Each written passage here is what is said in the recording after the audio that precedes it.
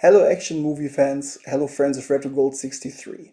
My name is Christian Ladewig and today I'm honored to interview the legendary Steven Seagal for our release of his great movie Driven to Kill. Steven, as you know, first conquered Japan, then he conquered Hollywood. He is an accomplished Aikido practitioner, a sensei even, and a great champion of the blues. Thank you very much to Dan Dells for making this interview possible. Enjoy. Hi, Stephen. Thank you very much for taking the time for us. My name's Hello, thank you. my name's Christian, and we have a few questions prepared for you for our release of Driven to Kill, which we very much like. I think it's one of your greatest movies of the current era, so to speak. And You want to hear something that's funny? Is I have no idea what movie that is because they change the titles all the time, so I don't even know what movie it is. Ruslan, it's Ruslan. Oh, Ruslan? Yeah, okay, yeah, thank you. I like that movie too. It's really fine. Um, Yes, we got like questions about the old times as well. If you would like to answer them, of course, step in anytime if you don't want to talk about those things.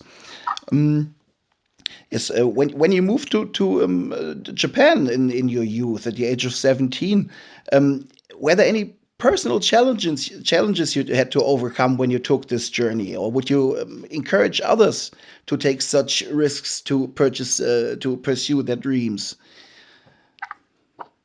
Well, I had been in Japan in my early youth, and I had been studying Japanese language and Japanese martial arts since I was quite young, Hmm. from probably the age of 7 or 8.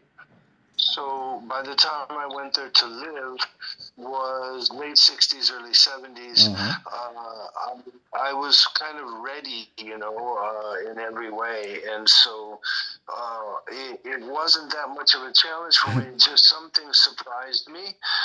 There is some, you wouldn't, I don't like the word racism, but there is a lot of xenophobia, or used to be a lot of xenophobia and a little bit of, kind of not really liking outsiders to come in and stuff like that. But that didn't really cause me that much difficulty as much as it surprised me. That's you played in bands before you went over there, didn't you? Yes, sir. Um, we want to talk about your music later, which is an issue very near and dear to my heart. Um, but what was your like biggest challenge for yourself in the martial arts, and how did you become the first non-Japanese man to run a dojo over there?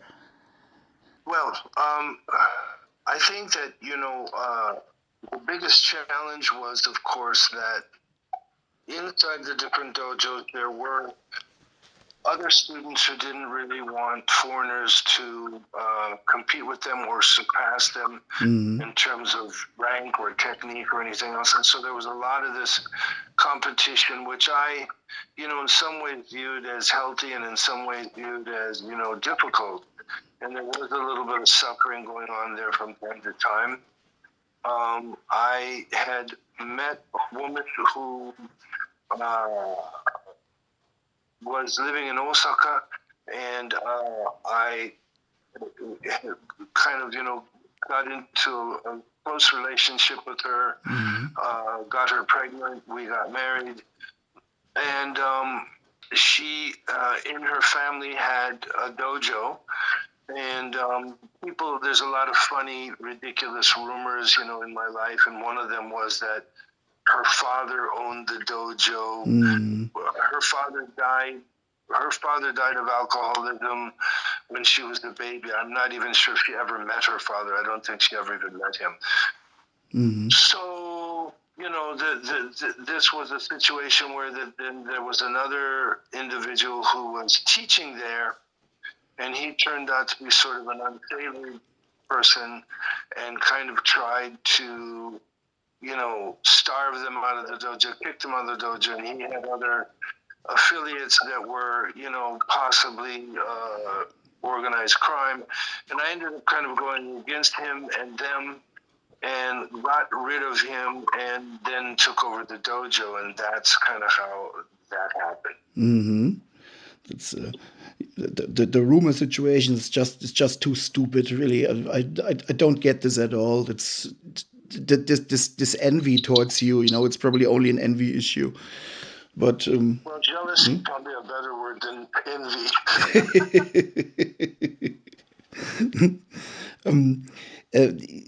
They say that you didn't want to be a movie star or do movies at all in the first place. Is that true? Yeah, I mean, that was never on my mind. I really loved being a martial artist. Uh-huh. I loved having great teachers. I prided myself on being able to.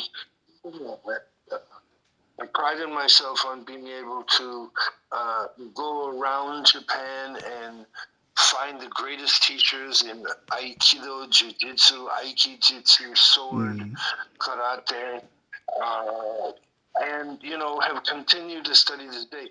I then really ended up using all of my different knowledge from the different masters and the different paths to kind of form my own kind of fighting and my own kind of technique. This became mixed martial arts before anybody knew the word mixed martial arts. And Yes, so yes. that was the kind of thing that we were doing, so yeah. Yes, when you did your early movies, were you already planning to put in like the ecological messages which you put in some later movies, which I dearly love? For example, On Deadly Ground, Fire Down Below, or the Patriot. I love those movies, especially because of the environmentally conscious messages you give there. That's so great and so unusual. Were you planning this when you started movies already? Yes, I mean they were. I can remember on Deadly Ground, I went to the president of Warner Brothers and I said, I'm tremendously passionate about the environment and I want to make an environmental movie. Of course, then I was making them so much money they didn't say no to me and wouldn't say no to me. And I think I'm still to date the only that I know of anyway, the only actor that's done 2 or 3 major environmental movies, and so I was way ahead of my time, but It's people true. tend to, ignore and forget about those things. So yes, it's like you say that environmental part of you is totally forgotten. Nobody likes to talk about this. There was a little write up in a German newspaper for your birthday last year, whether they talked about the contradicting sides of you. There they even they at least mentioned that, what I found really great, because it's, I think, a really important part of your persona, isn't it? I mean, I'm not really sure exactly what you're saying, but what jealous people will do is they'll take an interview that's been manipulated Oh yes. or Oh yes. words removed and things taken out of context and things the order moved in such a way that it changes the meaning. And that kind of thing, of course, happens, especially when you have jealous people or enemies out there. So they'll take something like that and they'll say, well, in 1969, Steven said that he did this, but in reality, in 1969, he did that. And so there's these kind of people out there who just have a great time. They make their living off this.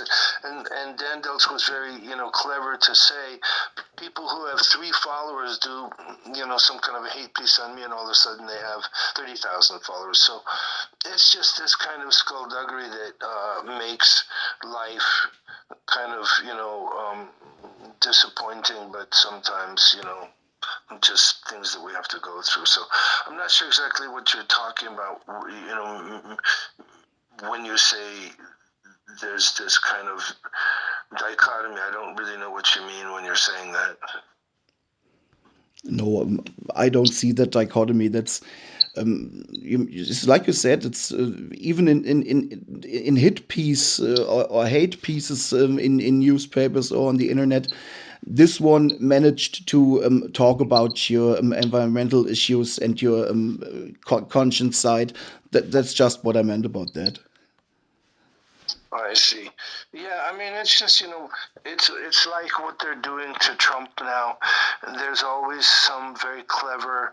See, I don't think that journalists are journalists anymore. I don't think there's any such thing as real media and real journalism anymore. I think it's all people who are just out there to try to make as much money as they can or exact vengeance on people that they don't like or whatever. I think real journalism died about 10 years ago.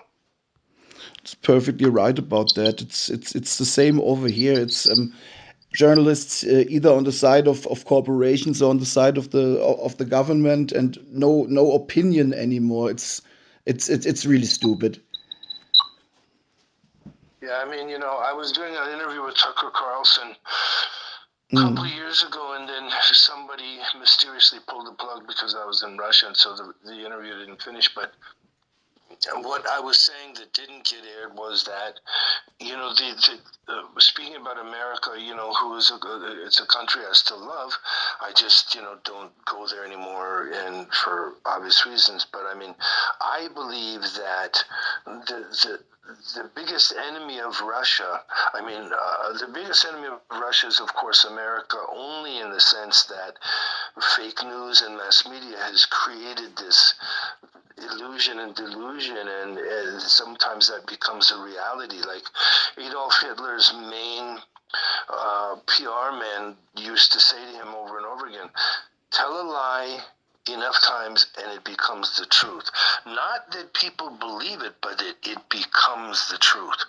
And so, what I said to Tucker Carlson, I said, the greatest enemy of the United States of America is coming from within. And I think Abraham Lincoln talked about that hundreds of years ago. He said, if America gets defeated, it will be from within. And that's really what's happening, because it's not the narco cartels, the Mexican mafia, Islamic terrorism. It's none of that.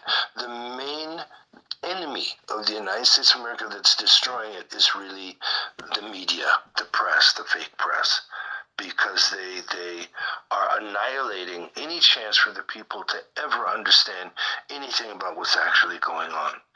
And it divides people, because then they, manipulate people, and so many people still believe what they read, and they believe what they see on the news. So it's a mess right now. Most definitely. It's fascinating for me to hear an American also talk about this, or see it like this, like you see it, because you have the distance of not living there anymore. It's but it's an opinion one doesn't hear too often, actually. But you're perfectly right, of course. Okay, yes, it's a sad topic, actually. Um, Maybe I could ask you something about your music. Um, when I listen to your songs and see you play, and correct me if I'm wrong, do you like the Grateful Dead? Well, I knew and got to play with and grew up with most of the great blues legends. I was a blues guy, and when, there are, of course, many people who are greater than me that, learned from a record, and they became very famous people. But I didn't learn from a record. I learned on the porch, in Detroit, where most of these blues legends had come out of the Deep South to work in Detroit, because that's where the work was.